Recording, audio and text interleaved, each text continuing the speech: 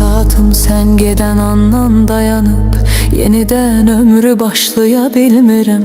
Getmisən mane olmamışam sənə, özümü heç bağışlaya bilmirəm. Sen gedəndən sonra mən anlamışam, demə ən dəhşəti tənhalıq imiş.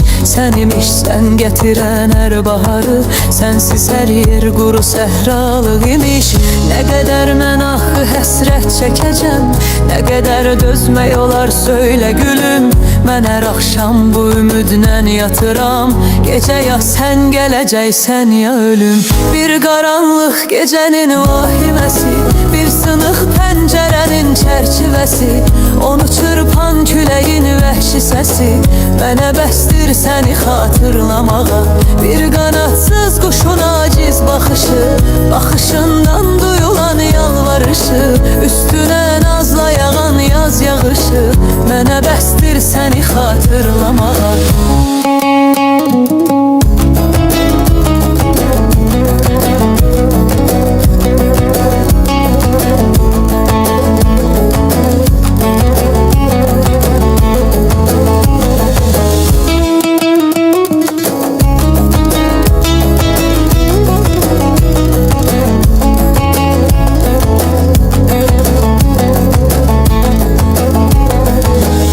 Gedəndən sonra gün görməmişəm, elə gündüzdə mənim tüm gecədir.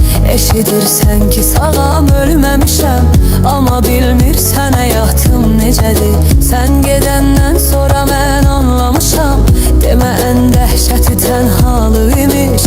Sən imişsən gətirən hər baharı, sənsiz hər yer quru səhralıq imiş. Heç bilirsən bu şəhərdə nə qədər gəlmişik yüz üzə, sən görməmişsən. Sənə öz ömrünü qurban verənə ola bilməz ki fikir verməmisən.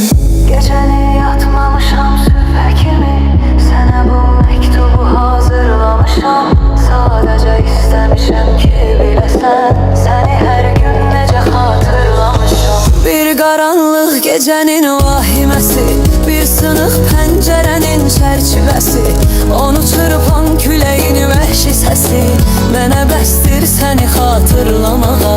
Bir qanadsız quşun aciz baxışı, baxışından duyulan yalvarışı, üstünə nazla yağan yaz yağışı mənə bəsdir səni xatırlamağa.